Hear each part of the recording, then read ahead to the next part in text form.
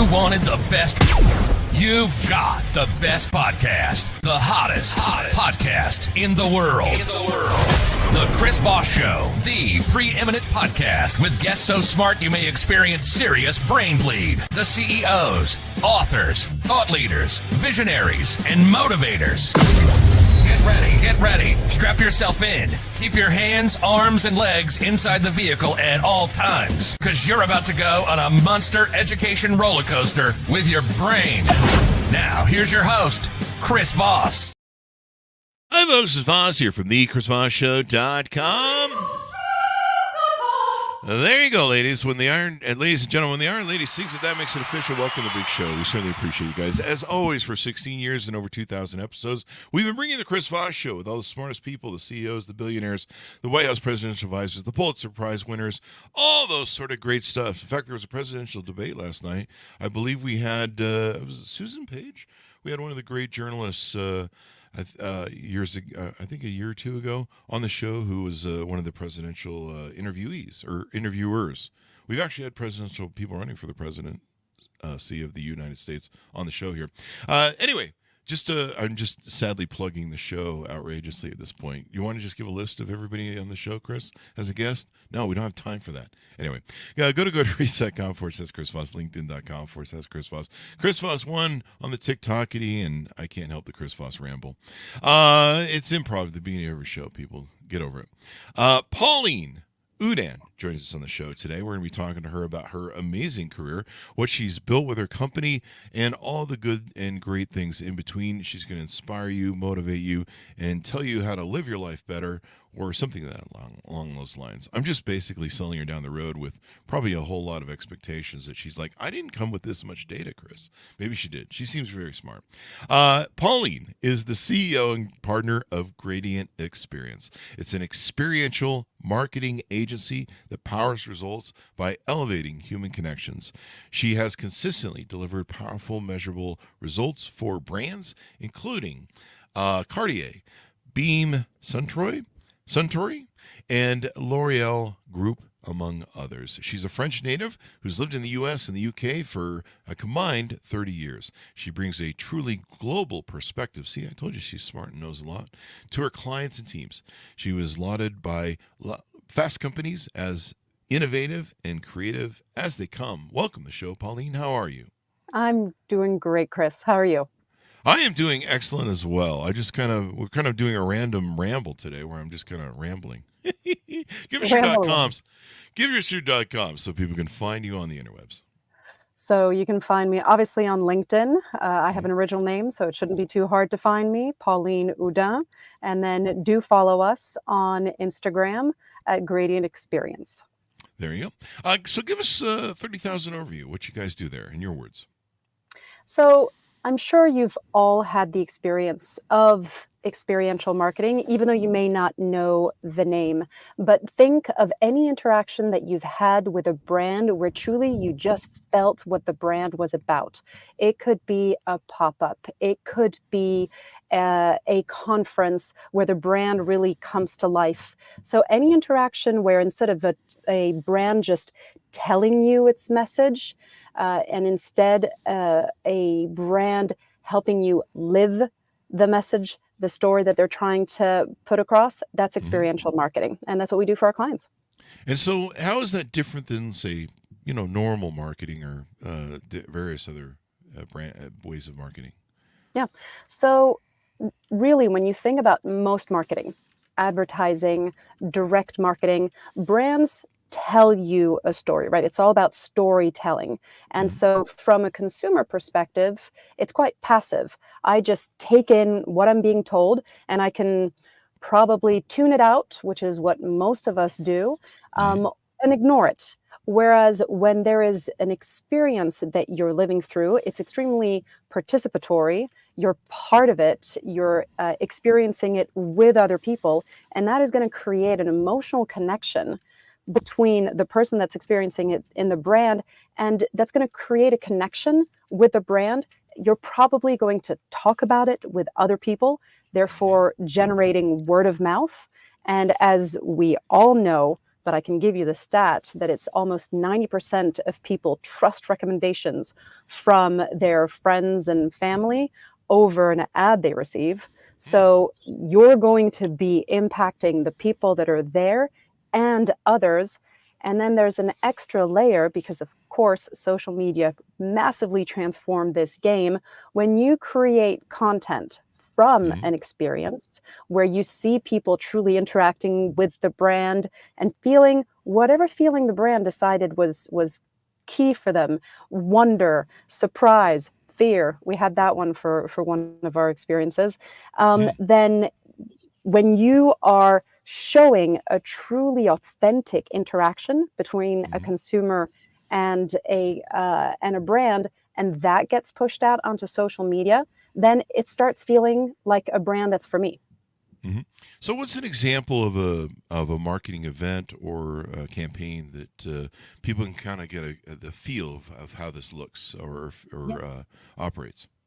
yeah. So in at Gradient, we have quite a few industries that we're known for. Spirits and beauty are probably our two strongest, as is luxury. But I'm going to stay away from luxury because as soon as I give an example of Cartier, everybody's like, yeah, but it's Cartier. They have so much budget. So fair. Okay, I'll stay away from those. But I mean, that's But fine. Why do we don't? Either well, way, let's you well, decide. okay, so let's start with Suntory, and you didn't Mhm. know the name, but I can guarantee you know the products behind. So think Hmm. of Basil Hayden's, think of Maker's Mark bourbons. Okay. All of the There you go. So all of Mhm. those, you recognize them, you know them. Mhm. And why do you choose one bourbon over another? Well, usually it might be because a bartender recommended it. But Hmm. how did the bartender interact with the brand? Well, Mhm. you're going to have quite a few possible interactions with a bartender that will create a moment where you're going to make them a fan of the brand. And Hmm. so, and from there, they can then choose to promote your brand in their bar. But think about the going to a bar and having a really fun game that brings to life the brand, Mhm. where you have a dartboard, and if you manage to interact to hit the center, then you get a free drink or you get the sparklers that come out. So that can be on premise, very low investment per interaction, but Mhm. hugely important for the brand because it's at point of purchase. But then let's think about all of the big music festivals Mhm. where I'm sure a lot of your listeners go to in the summers. You're going to have huge interactions in those festivals where brands come to life in a really smart way. So, one of the very smart interactions that we saw was a shampoo brand that during music festivals, multi-day music festivals, offered shampoos for anyone that was at the hair care service for anyone that was at the festival. Hmm. Well, you just created a point where I get to actually try your product, and you've created a moment for me where I'm loving your product because I actually really needed it because it's been 3 days since I was last able to shower. And now I fall in love with your brand. I'm going to create content from your brand. I'm going to post it because I'm so excited about what just happened. And all of that is a moment for the brand to come out of the supermarket aisle and truly create an interaction with a consumer in a way that's powerful. And probably builds loyalty in a way, or some sort of loyalty, maybe. Loyalty and even fandom. So if you Ah. think about it, when can you actually say, "Oh yeah, I'm a fan of that shampoo product." Like you're Mhm. like, "Yeah, it's the one that's on my shelf." But if you create a moment that truly speaks to me, where I feel like you were at the place that matters to me. You created an experience that mattered to me. You spoke to me. I now feel seen, heard, and I'm now going to associate that positive interaction with your brand, and I'm going to Ah. talk about it. You've just made me a fan. And at a moment where, and I'm sure most business people will recognize this, at a moment where media is so fragmented and usually quite ignored, it has become extremely hard to target audiences in a way that's effective. You can't, I mean, unless you've got Super Bowl budgets, you it becomes very hard to target on TV. Magazines are all but dead. So social media can certainly be a great way to reach your existing audiences, but you still need a way to reach new audiences and then to create a moment that's strong enough for them to notice you. There you go. Association, right? So making that mental association with the brand, building an experience. So you're just not looking at it on the shelf, going, what does Bob Brands do? So a good example of this might be, yeah, you mentioned the summer things that people go to, events and stuff. South by Southwest probably has maybe more of these sort of experiential marketing things than probably anybody. When you say that some of those things that you see at South by Southwest, usually they take over a building or they have some sort of event, or usually they have some sort of building they take over and you walk through the building and have the experience and they have whatever going on. Is that a good example of what you're of experiential marketing then? That is a very good example. South by Southwest, Comic Con, Beauty Con, Art Basel, where our beauty and luxury clients are always present, Tales of the Cocktails for the spirits industry. All of those are key moments where a lot of people all come in one place, and you have an opportunity to really create a reason for them to notice you and to fall in love with you. Yeah. And the experience ends. We've covered South by Southwest for years, and gone there and done different events, and of course we've wandered through all the different setups and stuff. And it is much different when brands compete in this way than just yelling at you on ads on social media. And I think is there an effective measurement as to how more effective an experiential marketing setup is comparatively to just yelling at people on Facebook with Facebook ads? One of the problems I have with Facebook ads and other ads is I'll be interested in something and then I'll buy a product. So I don't know, I'll buy a vacuum. Let's say we did buy a vacuum. But the problem I have is for like 2 to 3 weeks, I'll still see ads that are wasted and ad money wasted of people still trying to sell me a vacuum. And I'm like, I already bought the vacuum. So is there some stats behind this that maybe, I don't know, you can throw at us real quick? So it's the measurability of experiential marketing is actually the element that most marketers say they struggle with the most. We have about 54% of all senior marketers that say that it's one of their top 3 concerns.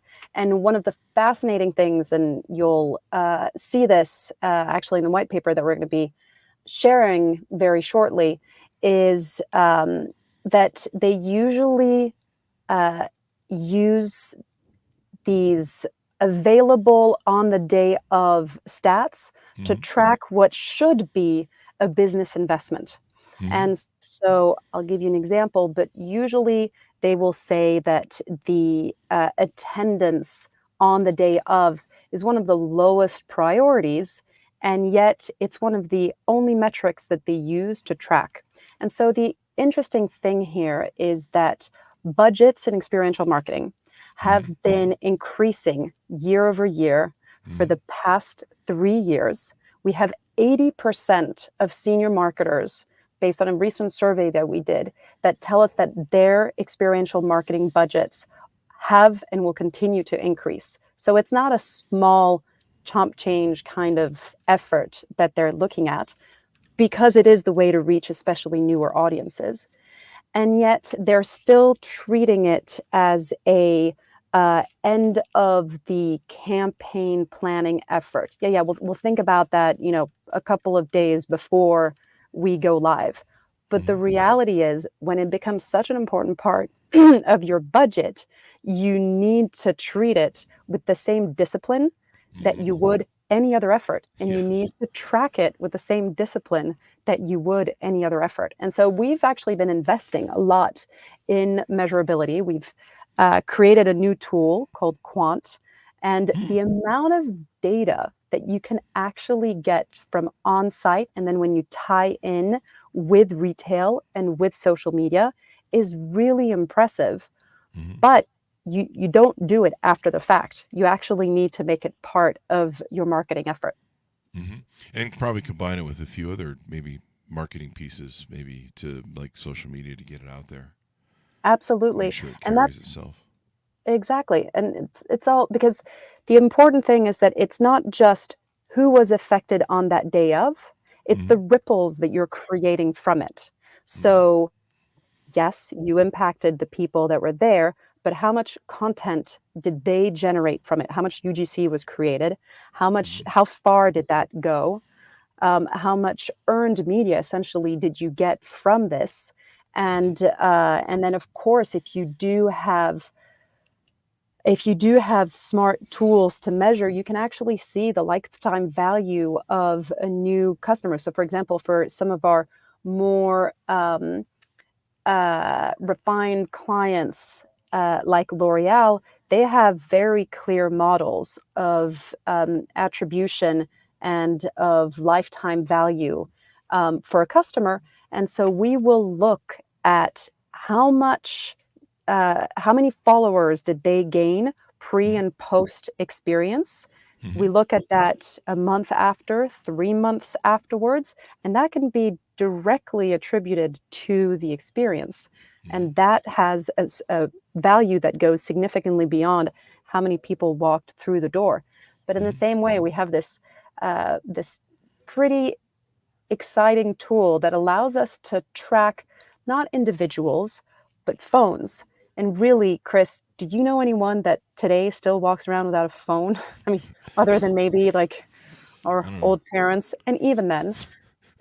They have flip So, phones. so if there is a phone, there is a ping Hmm. to any kind of mobile device that's nearby. Therefore, we can know how many mobile devices came in, how many came back, how many walked by, and how long did they stay in front of the experience before leaving. That's still an interaction, right? If you think Hmm. about the fact that an a out of home, a billboard, it tells you that they've got like X number of people that see it every day just because people drive by it while they're ignoring it. Like, Hmm. if that's an impression, certainly the people that walk by an experience where you've got the whole setup, they see the brand, they see the people in line, that's certainly a worthy impression. So, all of that we can track just Hmm. because today we have the technology to be able to at least track how many phones came in, out, and around. Ah, there you go. So I've seen the lines at South by Southwest usually has lines at experiential events, Yeah. and it's amazing because any other day, if I stood as a carnival barker at a local grocery store and like, how many people want to hear about Coke? People be like, what's No going on way. over there? That guy's weird, right? Which is probably true. And but I'll see it South by Southwest or other events, concerts, things like that. I think Coachella probably is another good example of that. Yes. I mean, geez, they put on some experiential marketing. I don't know if anybody does that at Burning Man. I don't think there's really any marketing at Burning Man, is there? No, I I've never think I been. think the whole point of Burning Man is that it's supposed to be Uh, anti-commercialism. So I uh, think it would probably be very frowned upon. But I I can think tell dust you is that the main product there that they yes, sell. Dust. well, and and even water isn't sold; it's supposed to be freely given. Oh, is it So, really? but that being said, I can tell you that in most experiential agencies like ours and like our competitors, that week of Burning Man, Mhm. it's like dust balls in the office. Like no one's here, everybody's over there because it is the same sort of experience that you're Experiential. seeking, but Hmm. you're taking inspiration. A lot of our creatives take inspiration from sort of what is lived there and Hmm. then think about how to apply it into a world of marketing. There you go. Yeah. I mean, I just watched all my friends do Burning Man. That's what's kind of on the edge of my head now. They're posting all their pictures, but I think Dust and Trenchfoot is the two main marketing products they sell there at at Burning Man. I tease my Burning Man folks, but yeah, it's a great experience that people love to do. Now, one thing you mentioned that perked my ears was you mentioned lifetime tracking. I think it was, or lifetime measuring of the customer in how Value. they interact. So years ago, decades ago, 2000 to 2006, I used to go to Sundance every year, and we owned a acting agency, and so we get invited by Hollywood to go up there, and there was a lot of shows going on in Utah at the time, Touched by an Angel and stuff. So we were always invited to all the cool parties. And even as I sit here today and think about the Sundance Film Festival, um, the that we always go to every year. There was decades ago. There was a house called the Chevy House or the GM House. I'm pretty sure it was the Chevy House, and they would throw the best parties. And so to this day, I still am recognizing the brand when I think about that, and it's been decades later. There's probably experiences I've had with products. Maybe you're drinking a Coke and you fall in love over dinner or something. I don't know. There's different ways that people go through that, but a lot of people today in customer service don't measure that sort of lifetime exposure of what brings people back. On the Chris Voss show, we've got videos now that are almost 20 years old that people are still watching and going through and having an experience there and asking questions, commenting. It really strikes me because I'm like, you guys are still talking about the iPhone 5? Like, who's doing that? Any of your thoughts on that and the importance of measuring that? Because a lot of companies, I think, they're just like, hey, how do we do in the first week? Okay, well then, cool, then it's a success. And you're like, not really. You need to measure longer than that. Look long term. We've seen with the Chris Voss show, the products we reviewed over the years. We used to do a lot of review products before COVID. We've just seen a super long tail. There's people that come up to me this day that on something I recommended 10, 15 years ago, and they'll be like, hey, remember that time you reviewed that thing? And I'm like, no. And they're like, yeah, I just bought one. And I'm just like, wow, you bought it off of a 15-year-old video that we did? Yeah. I mean, it's really hard to measure the long-term, I think, sales of it and loyalty.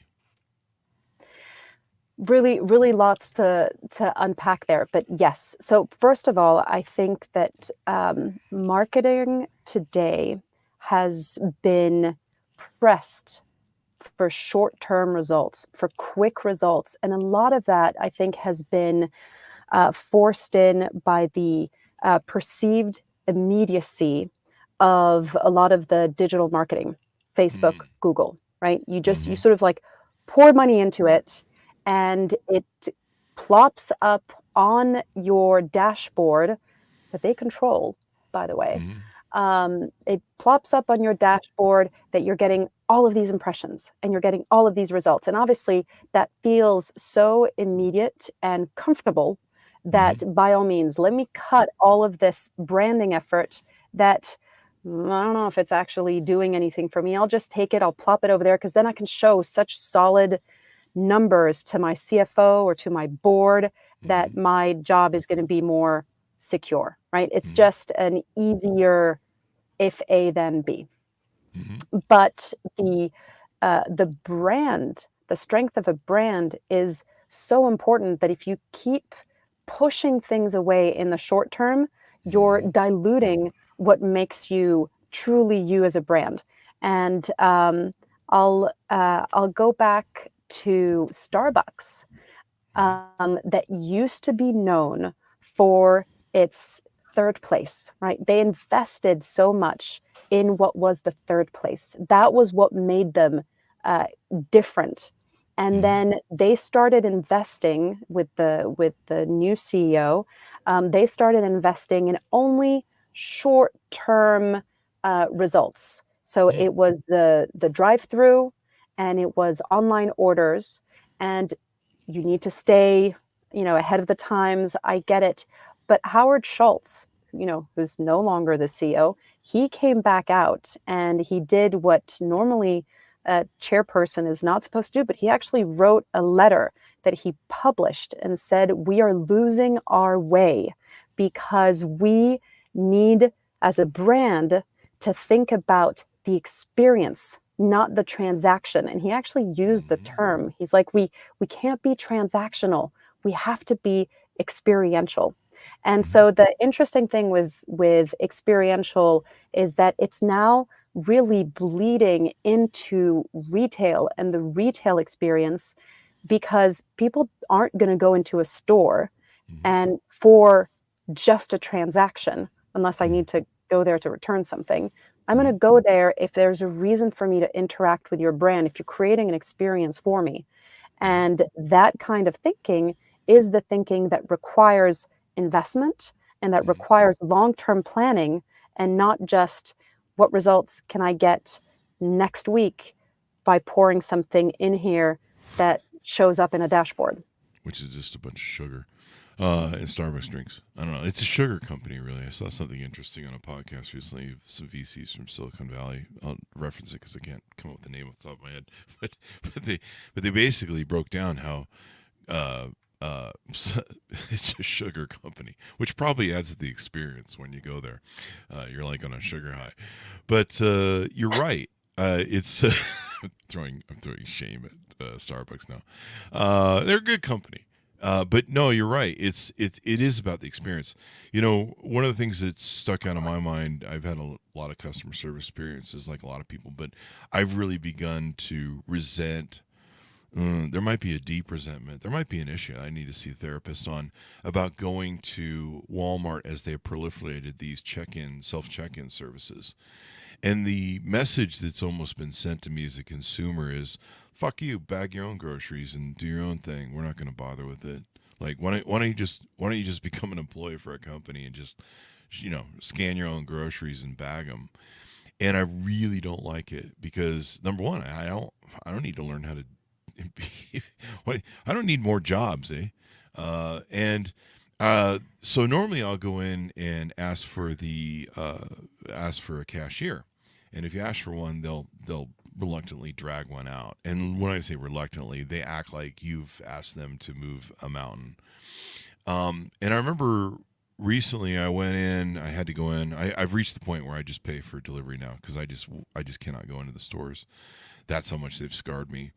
And I think a lot of people are that way, but maybe I'm beholden to a marketing campaign that's trying to get me to sign up for the delivery. And I haven't realized the shell game I just got played on. But I went in and I was very angry because they were being resentful about pulling out a cashier for me. And the cashier came up, and the cashier was nice, super friendly, energetic. Hey, Chris, how you doing? Not doing well. I really don't like you guys' check-in experience, I told him. And he goes, yeah, man, I know. Some people, tell me about it. And he, in just a few seconds of being positive, and said, I don't like it either, but, we got to do what we got to do. So let's have some fun. How was your day? How was your week? The guy was like super friendly. He totally changed my, crappy attitude I was having, and totally changed my experience. And I walked away going, Walmart isn't that bad, I guess. And just that little experience that had nothing to do with whatever the supplies were in my groceries, like you mentioned with Starbucks, the products themselves. The experience was the thing that I remember. And I still remember to this day. It's been months since that happened. And it's combined with my perception of Walmart. And people just don't realize how much that makes a difference. I think if you create and people buy off emotion, right? So if you mess up by making their emotional experience awful, that's locked into their memory. I think especially with women who control pretty much most of the money and spending in this country, emotion is a big deal to them. It's a core value for them because they operate on emotion.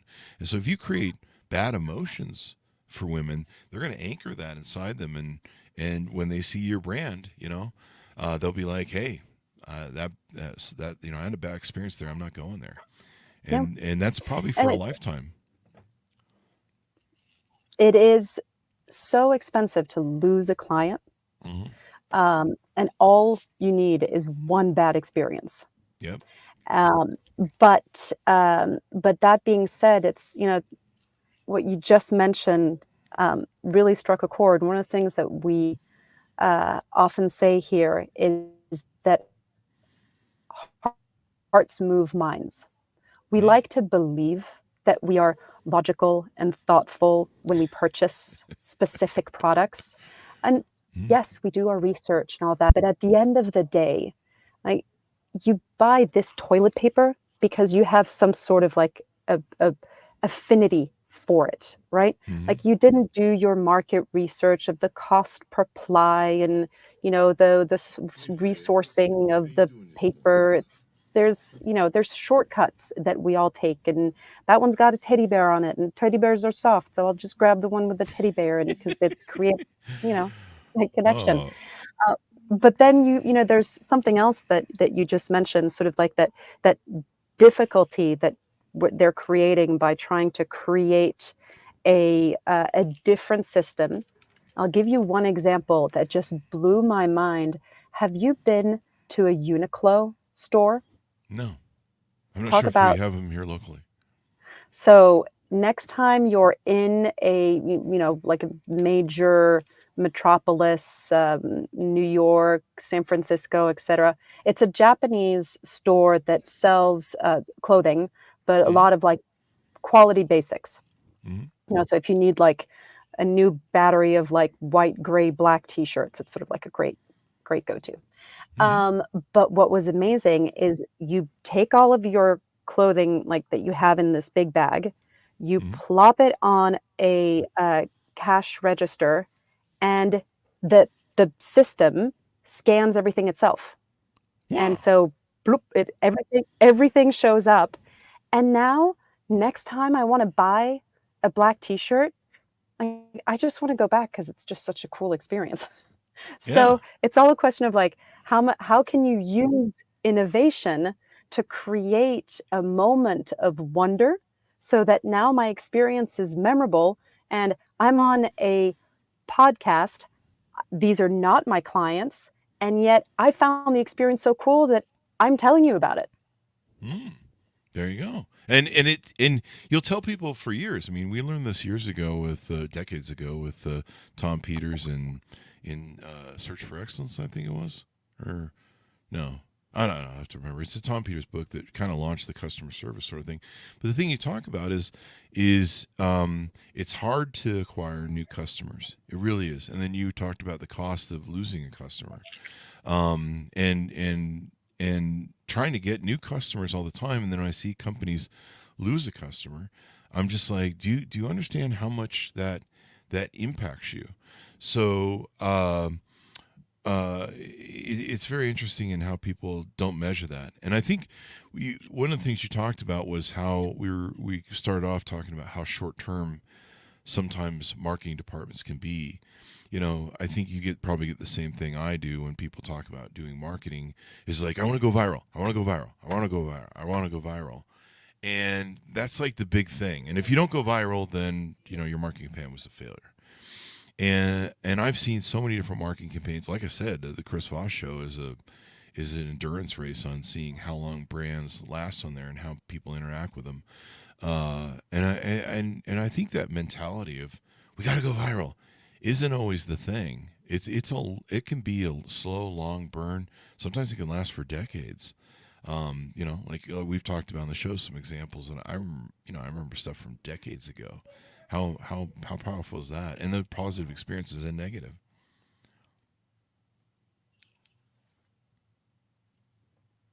Very powerful. I don't know Yeah. if you didn't throw you a question there, so I kind of gave you something on the setup there. So there's Well, something let on your. me Go ahead. Yeah. So, one of the things, at least at Gradient, that matters a lot to us is measurability. And so we are always looking at new tools. And the reality, Chris, is that today we live honestly in such an exciting time. Mhm. AI tools are allowing us to measure things that when I started my career, it was, it was all Excel documents and people like, doing data entry. And then at the end, if you were a client that had budgets, you'd have a consultant that would crunch those numbers for you. And then once a year, they would look at all the results and they tell you, okay, moving forward for the rest of the year, this is your strategy. But you sort of had to have all of that manual effort that went into it.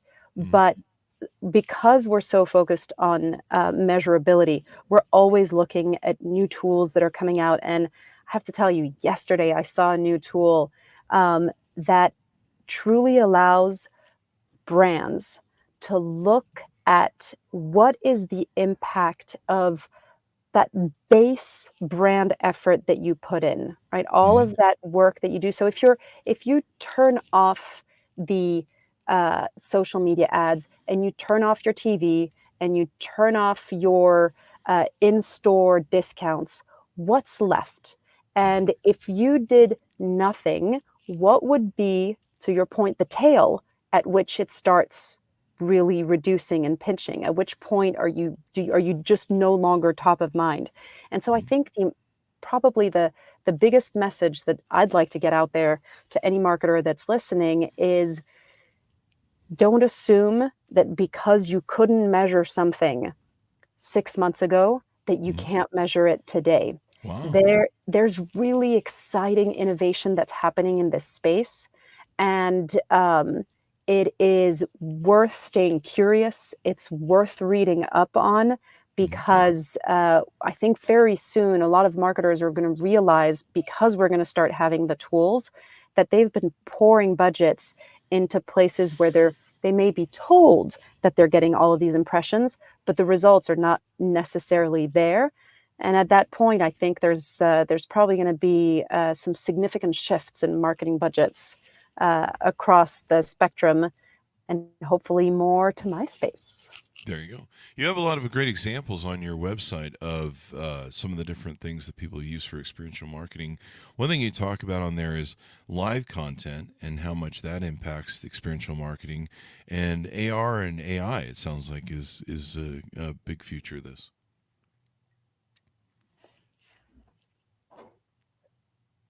When you say, and So when you say, sorry, I think there's a delay in our feed, so maybe that's what's coming through.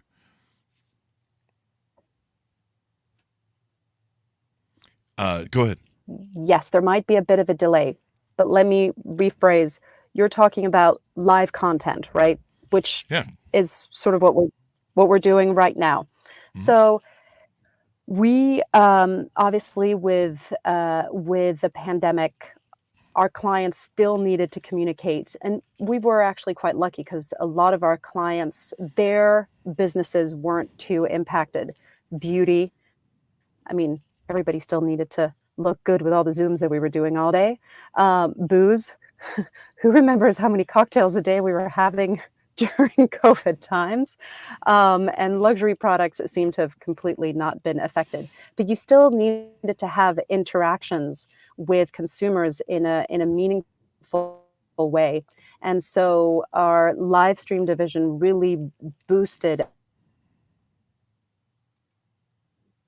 We continued seeing from our clients less in brand to consumer, but certainly in internal marketing. I mean, you talked about the positive effect of that interaction that you had with the Walmart cashier.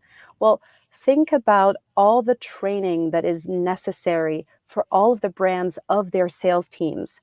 And they sort of, trickle out a PowerPoint presentation that goes to managers. But what we've seen smart brands do is leverage well thought out, well planned out to train salespeople so that they're really integrated with the overall campaign. Let me tell you what I mean by that.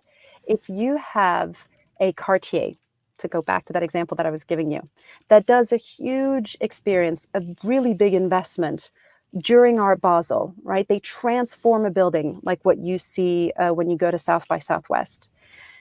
If a consumer goes to that experience, mesmerized by it, feels connected with the brand, and then they go back to their home base in London and they go in the store.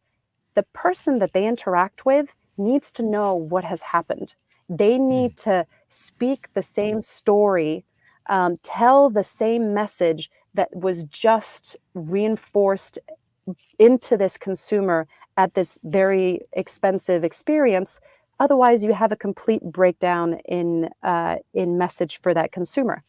And we've all lived this, right? You see a great ad on a billboard for sneakers. You go in the store, you ask the sales guy, you're like, so, these are going to make me run faster, right? And the guy's like, I have your size, right? Like that's not the message that you want passed on for your brand. And so live content is actually something that is still massively used by smart marketers to really motivate, drum up their sales teams or their marketing teams so that you've got a consistent story throughout all of your customer interactions. Mm-hmm. The consistent story, then creating those experiences. So tell us a little bit about this white paper. When is it published? How can people download it and get a hold of it? Well, I'm going to make sure that you have it so that you have the link so that Okay. in future listeners in 15 years, I think that's what you were saying, that your listeners continue to go back to your Oh, yeah. stories for over 15 years. So it will be there in the show notes, I'm sure. Mm-hmm. Otherwise, on our website. And this white paper is called Impact: Marketing in the Experience Era. And what we've done is we've researched with CMOs, CEOs, and with direct interviews. And then we've interviewed over 750 senior marketers to really understand what makes experience marketing highly impactful. What do the smart marketers do that works well? And we came out with this acronym. So IMPACT is actually an acronym. It is integrated, measurable, participatory, effective, community building, and true to brand. So I'll quickly give you the summary. Integrated, I think we mentioned it. It's sort of like not putting it all the way at the end, but really thinking of the experience as a central piece from which you can create a lot of content and connect with a lot of other pieces of the puzzle. So that's integrated. Measurable, I believe, speaks for itself, and we spoke quite a bit about it. Participatory, so am I just being asked to sit in a movie theater and be fed a video, or is it something where I'm going to be interacting with it, where I get to touch it, where I get to create, where I get to scratch and sniff, whatever it is? How am I part of the experience? Mm-hmm. Effective with an A is really about, is this creating an emotion? So am I just being fed information, or is there something that's going to trigger an emotion? Because as we said, hearts move minds. It's once my emotions are pushed that I really consider I have a connection with a brand. Community building really at two levels, but we know that we're mammals, we're social animals. We just feel feelings in a stronger way when we share it with others. You go to a theater, you just feel the emotions in the space. It's not the same as being alone watching a show. That's why I think Netflix has all of these techniques now to make sure that you can watch shows at the same time as your friends so that you're sharing it.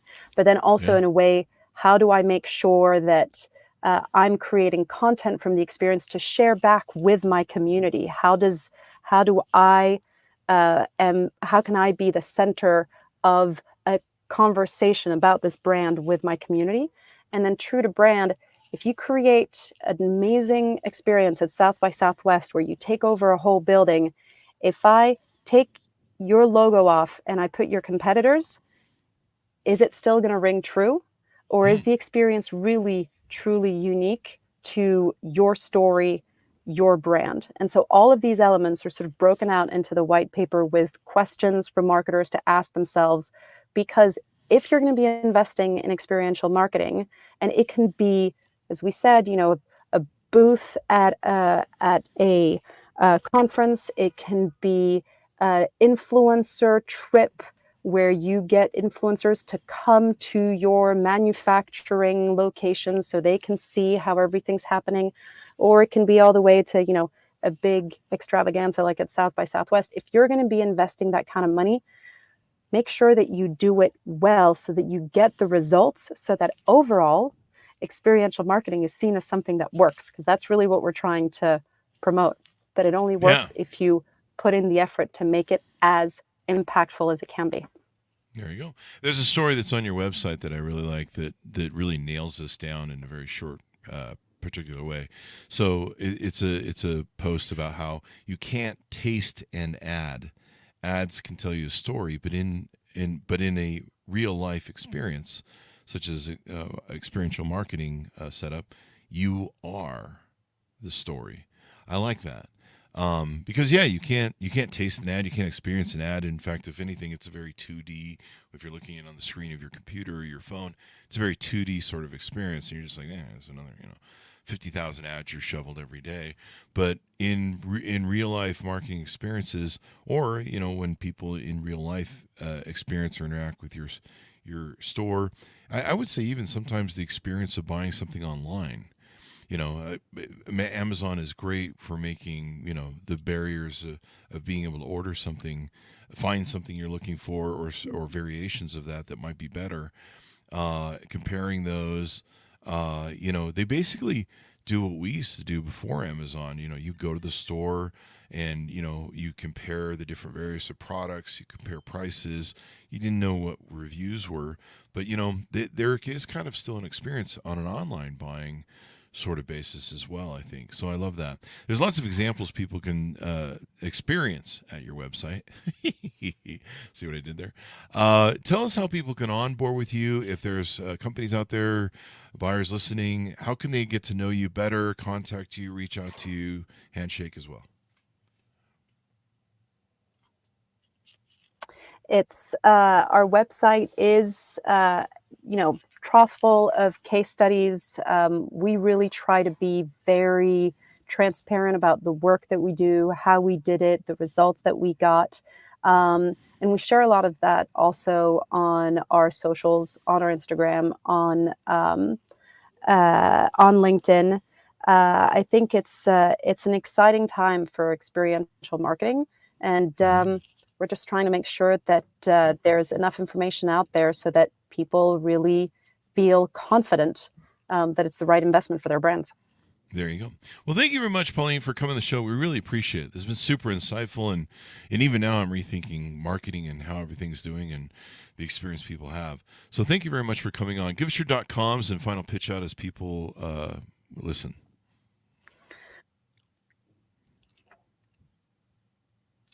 gradientexperience.com.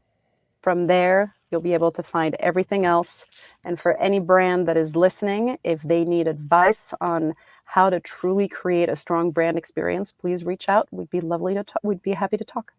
There you go. Thank you very much, Pauline. We really appreciate it. Have a great day.